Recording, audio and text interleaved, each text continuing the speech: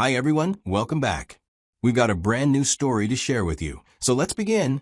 My name is Robert, and I'm 34 years old. For many years, I thought I was in a solid relationship built on mutual support and trust. Turns out, I was just a convenient ATM with emotional attachment. I work for a healthcare software company in San Diego, California. The salary is good and the job is stable. My girlfriend Vanessa was 31. We'd been together for years before my realization that she saw me as a fool. We met through a mutual friend at an event and started dating shortly after. When we met, Vanessa was working in marketing for a tech company. Made decent money, had her own apartment, seemed to have her life together. She was outgoing and fun. I loved her. We talked vaguely about marriage, about buying a house together eventually, and raising a family. Then, about 2 years into the relationship, Vanessa lost her job. Company-wide layoffs, just budget cuts that eliminated her entire department. She was devastated, understandably. That job had been a big part of her identity. She started freelancing after that. Marketing consulting, social media management for small businesses, and content creation. Hustling for clients, piecing together income from multiple sources. It was unstable and stressful, and the money was inconsistent.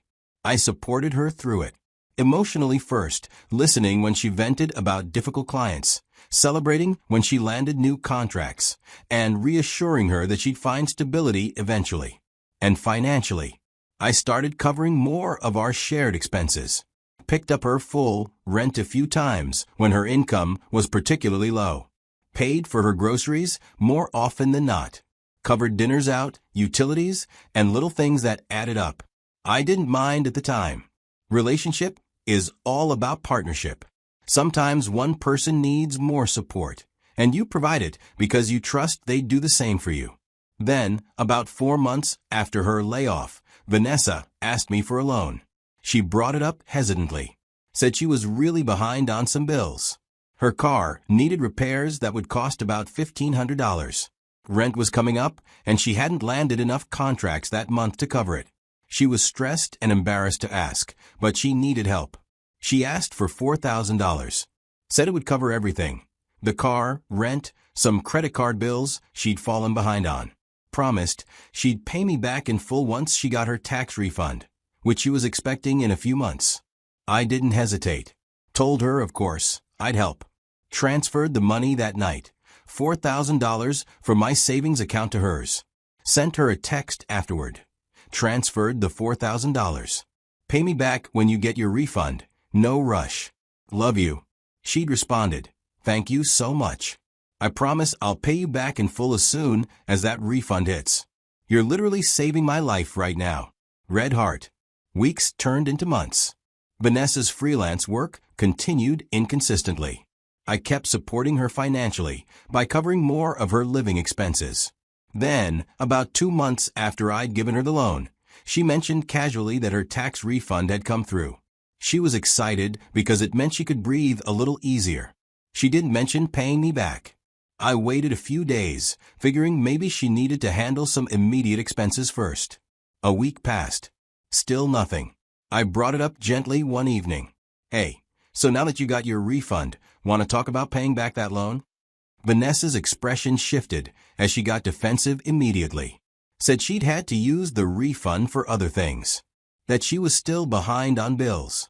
That she'd pay me back eventually, but couldn't right now. I said I understood, but reminded her I asked because she'd specifically said she'd pay me back when the refund came. She got irritated. Said I was pressuring her. That she didn't appreciate being made to feel guilty when she was already stressed about money. I dropped it. Didn't want to make a big deal out of this situation. But then I started noticing things when I went over to Vanessa's place. I noticed she got a set of new clothes. For someone who is struggling financially, this shouldn't be your priority. I spotted a designer handbag that I knew cost at least $600. From her conversation, I could deduce that she went out with friends multiple times a week. She was spending money like someone who had it, while owing me $4,000 and claiming she was broke. At this point, I was disappointed at her for being wasteful. I tried bringing up repayment one more time about a month later. Again, she got defensive. Again, she accused me of being unsupportive and pressuring her during a difficult time. I let it go. It started to feel like I should accept I wasn't getting the money back. Then, about 6 months after the loan, I discovered Vanessa was cheating on me. I found out when she came over to my place, and we ordered food with her phone. So I mistakenly left the app when the phone was with me and opened a notification message that was up there. The message I saw at the top was clearly not platonic. When I opened it and checked through, there was no doubt what was going on here. There were plans to meet up, references to times they'd already been together, alongside photos and videos that were exchanged. I stood there reading through enough messages to understand the situation completely. They'd been seeing each other for at least 6 weeks, maybe longer. When Vanessa was getting ready to go home the next evening, I confronted her calmly, told her I'd seen the messages. She didn't deny it, but she got angry instead, like I was the one who'd done something wrong by looking at her computer. Said our relationship had been dead for months anyway, that she needed attention I wasn't giving her. I was heartbroken to hear this. I told her we were done, that she should pick up whatever property of hers is left in this house. She agreed coldly. As she was gathering her things, I brought up the money. Before you go, we need to talk about the $4,000 you owe me. Vanessa froze, turned to look at me with this calculating expression. I don't have it right now. I know, but we need a payment plan. When can you start paying me back? She set down the bag she'd been packing. Robert, you're really going to come after me for money right now? When we're breaking up? I fired back at her. You borrowed $4,000 and promised to pay it back. The relationship ending doesn't erase that debt. Her expression hardened. I'll pay you when I can. Don't pressure me about it. I'm not pressuring you. I'm asking for a reasonable timeline. You're making me feel unsafe, she said suddenly. I blinked, confused. What? You're being aggressive about this money. It's making me feel threatened. She replied, I'm being calm. I said, I just want to know when you'll pay back what you borrowed. She grabbed her bag and walked toward the door. I need space from you right now. This conversation is making me uncomfortable. Then she left. I stood in the apartment trying to process what had just happened. The sudden pivot to claiming I was making her unsafe felt manipulative, but I didn't know what to make of it yet. Over the next week, Vanessa moved on with her life. I brought up repayment once more via text after about a month. We still need to discuss the $4,000 you owe me. Can we set up a payment plan? Her response, stop harassing me about money. I said I'll pay you when I can. I told her that I wasn't harassing her. I'm asking for repayment of a documented loan. She responded with, you're pressuring me, and it needs to stop. I was getting frustrated, but tried to stay level-headed. This isn't harassment. This is me asking for repayment of money you legally owe me. No response. 2 days later, around 8 in the evening, I decided to go to her place. I just wanted to talk in person, figure out a reasonable payment plan. I wasn't angry, just wanted a resolution, because there is no way I am forfeiting such money for someone who cheated on me. I knocked on her front door, waited, knocked again. I could hear movement inside. Saw a light on in what I assumed was her room. Vanessa, I know you're home. I just want to talk about the money you owe me. Can you please come to the door? Nothing. I knocked once more. I'm not leaving until we have this conversation. You borrowed $4,000. You promised to pay it back. We need to figure this out. I saw movement in the window of her room. She was there, definitely hearing me, just refusing to come to the door. After about 10 minutes of this, me knocking periodically and asking her to talk, her ignoring me, I gave up and left. Frustrated, but not worried. Figured I'd try again another way.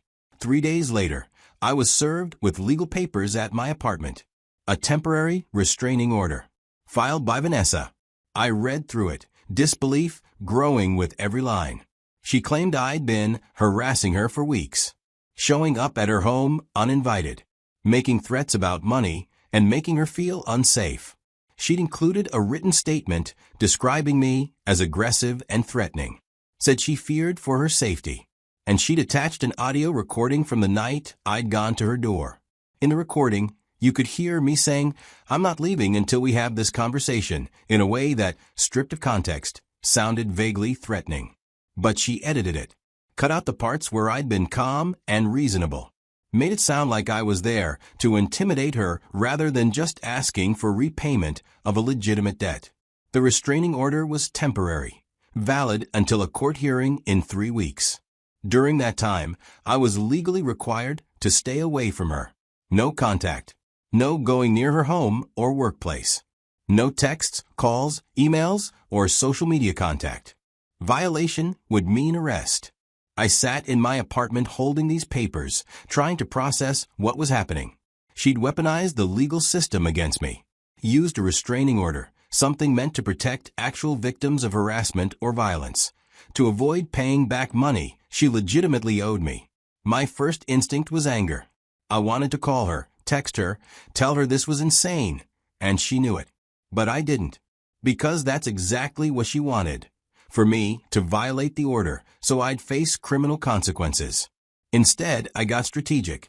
First, I gathered every piece of documentation I had about the loan, the original text exchange where she asked for the money and promised repayment. The bank transfer showed I'd sent her $4,000. Her text said she'd pay me back from her tax refund. Screenshots of later conversations where I'd asked about repayment and she'd been evasive or defensive. Everything is organized chronologically in a digital folder and printed out in hard copies. Then I looked through all our communications, texts, social media messages, emails, for any evidence of threats or harassment on my part. There was nothing. Every message I'd sent had been calm and reasonable. Asking for repayment, yes, but never threatening. Never aggressive.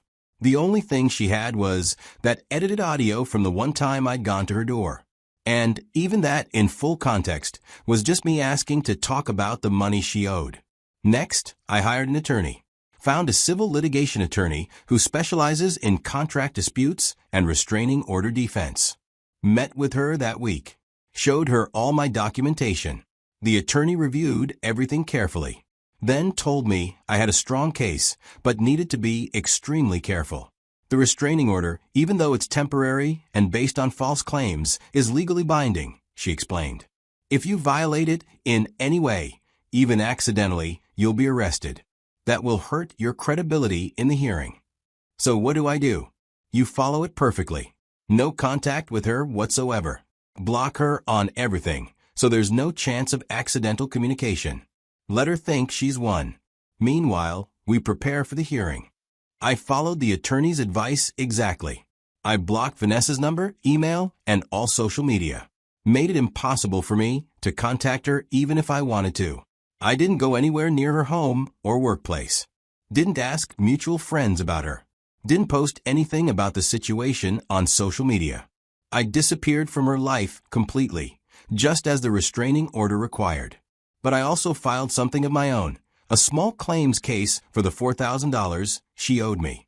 California's small claims court allows you to sue for up to $10,000. My case was straightforward. She borrowed money, promised to repay it, and hadn't. I had written documentation of all of it. My attorney helped me file the paperwork. We included all the evidence, the texts, the bank transfer, everything. Vanessa would be served with notice of a lawsuit separately from the restraining order. Then I waited 3 weeks until the restraining order hearing. Let Vanessa think she'd successfully shut me up. The hearing finally arrived. We met at the county courthouse on a Tuesday morning. Vanessa was there with her own attorney, a woman who apparently did a lot of restraining order cases. I was there with my own attorney. The judge, an older woman, called the case and asked Vanessa to present her evidence for why the restraining order should remain in place. Vanessa's attorney went first. Claimed I'd been harassing Vanessa for money for months. That I'd shown up at her home uninvited and refused to leave. I'd made statements that made her fear for her safety. They played the edited audio recording of me at her door. The judge listened to it. Asked, "Is there any evidence of actual threats?"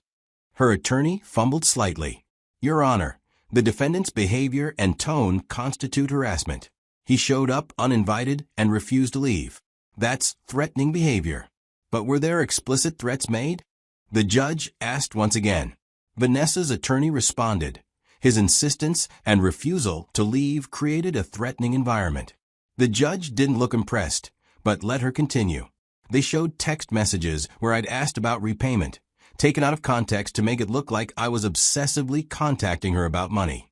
But they couldn't show any actual threats, because I'd never made any. Then it was our turn. My attorney stood and calmly presented our case. Your Honor, this restraining order is being used to avoid repayment of a legitimate debt. Mr. Robert loaned the respondent $4,000 with clear documentation of the loan agreement and her promise to repay. When he asked for repayment, she filed this false restraining order to silence him. My attorney showed the judge all our documentation: the original loan request and promise of repayment, the bank transfer, the full text conversation history showing all my requests for repayment was calm and reasonable. She also showed that I'd filed a small claims case for the debt, proving this was a financial dispute, not a harassment situation. The audio recording provided is edited and taken out of context. My attorney continued. Mr. Robert went to her residence once to request a conversation about repayment. He knocked on the door and asked to talk. When she didn't answer, he left. That's not harassment. That's a creditor seeking repayment. The judge reviewed all the materials carefully, asked to see the full text message history, which my attorney had printed out in its entirety. After several minutes, the judge addressed both parties, asking Vanessa if I ever threatened her with physical harm. Vanessa hesitated before saying, "He made me feel threatened." The judge reminded her that that was not what she asked, asking Vanessa again if I explicitly threatened to harm her physically. Vanessa responded with, "No."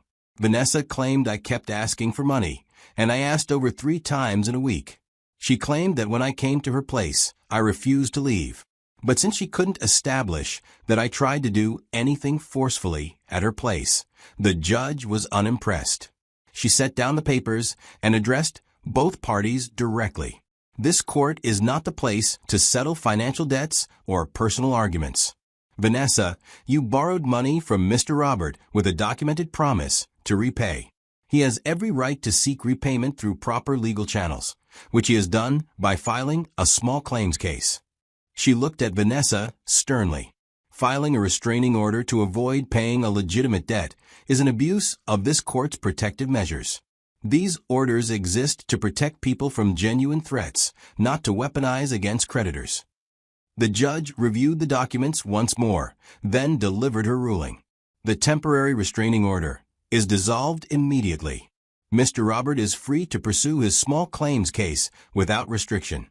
Vanessa, you are fortunate I'm not imposing sanctions for filing a frivolous restraining order. I suggest you settle the debt you owe before the small claims hearing. She banged her gavel. We're adjourned. I felt relief wash over me. Vindication. Vanessa looked stunned. Her attorney gathered papers quickly, clearly wanting to leave. My attorney turned to me. Perfect outcome. Now we focus on the small claims case. I thanked her, watched as Vanessa and her attorney left the courtroom without making eye contact. 3 weeks later, we had the small claims hearing. We had a different judge, a middle-aged man. I presented my case, showed all the documentation again, the loan agreement via text, the bank transfer, Vanessa's written promise to repay from her tax refund, and evidence that she'd received the refund months ago.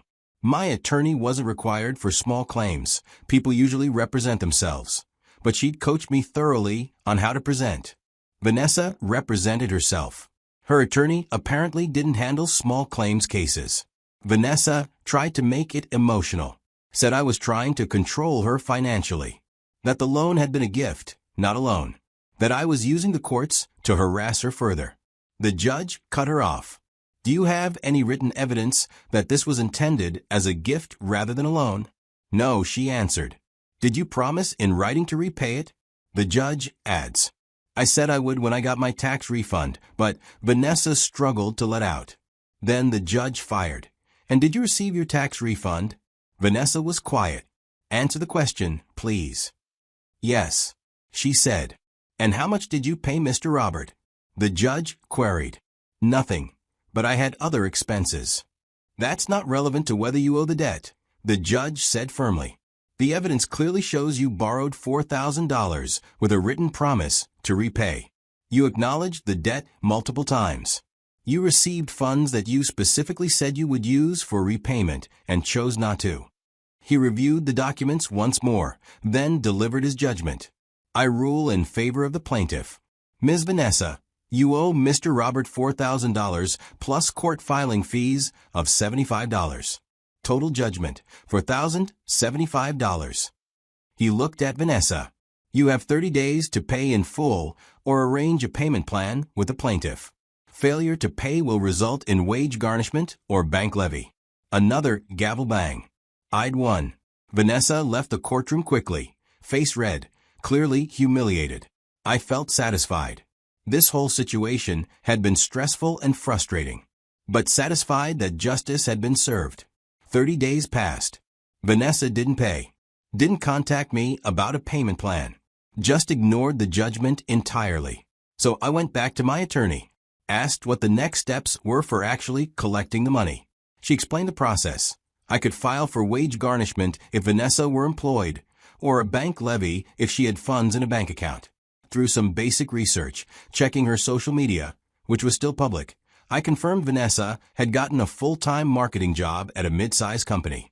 No longer freelancing, which meant she had regular wages that could be garnished. My attorney filed the paperwork for wage garnishment. The court approved it. The order was sent to Vanessa's employer's payroll department. Starting the following month, a portion of Vanessa's paycheck, calculated based on California's wage garnishment laws, would be automatically deducted and sent to me until the full judgment was paid. She'd have no choice, no way to avoid it. Every payday, she'd watch money leave her account and go to me. The garnishment started about 6 weeks after the small claims judgment. I received the first payment via direct deposit from the court system. Then another the next month. Then another. At this rate, it would take about 18 months to fully repay the debt plus the court fees. But I didn't care about the timeline. I cared that she was being held accountable, that she tried to weaponize the legal system against me and had failed. Her restraining order had been dissolved with a judicial warning about filing frivolous claims. She'd lost the small claims case with a public judgment against her. Now she had to watch a portion of every paycheck go directly to me for the next year and a half. Her plan had backfired spectacularly. I thought about all of this one evening while looking at the latest garnishment payment notification. Vanessa had thought a restraining order would silence me. It would make me too afraid of legal consequences to pursue the debt. Would let her walk away from $4,000 she legitimately owed me. But I hadn't broken the order. I'd followed it perfectly, used the time to build my case, gather evidence, and file my own legal action. I'd let her think she'd won while quietly preparing to destroy her strategy. And when we finally faced each other in court, the truth was obvious to both judges. She was the one manipulating the system. I was the one seeking a legitimate resolution to a financial dispute. You don't destroy someone by fighting louder or getting more aggressive. You do it by staying calm, following the rules perfectly, and letting their own lies collapse under the weight of evidence. Vanessa's restraining order attempt is now part of the public record. Anyone who searches her name in the court system will find it filed and dissolved within weeks as frivolous. The small claims judgment is also a public record. Documentation that she borrowed money and refused to repay until forced by court order. Her credibility is permanently damaged in any future legal proceedings. The relationship ended badly. The breakup was painful. Discovering the cheating hurt. But at least I got justice for the financial manipulation. At least I didn't let her weaponize the courts against me successfully. At least I proved that staying calm and strategic beats emotional retaliation every time. Looking back, here's what I learned. Document everything. Every financial transaction, every promise, every conversation. You never know when you'll need evidence to protect yourself. Stay calm when someone tries to manipulate you. The angrier and more aggressive you get, the more you play into their narrative. By staying measured, I maintained credibility while Vanessa's claims fell apart. Follow legal orders? Perfectly, even when they're unjust. The restraining order was based on lies, but violating it would have only hurt me. By obeying it completely, I showed the judge I was reasonable while Vanessa was manipulative. Use the system properly instead of fighting against it. I could have tried to confront Vanessa directly or pressure her through mutual friends. Instead, I used small claims court, the proper legal channel for debt collection. Let people's lies destroy themselves. I didn't need to convince the judges that Vanessa was lying. I just needed to present the truth clearly and let them see the contradictions in her story. Patience wins. It took months from the loan to the final garnishment order. But by being patient and strategic, I got a better outcome than any amount of angry confrontation would have achieved. Some people will try to weaponize anything against you, even systems meant to protect victims. The only defense is to stay clean, stay documented, and let the truth speak for itself. Sometimes the best revenge isn't revenge at all. It's just justice. Slow, methodical, inevitable justice. And that's exactly what I got.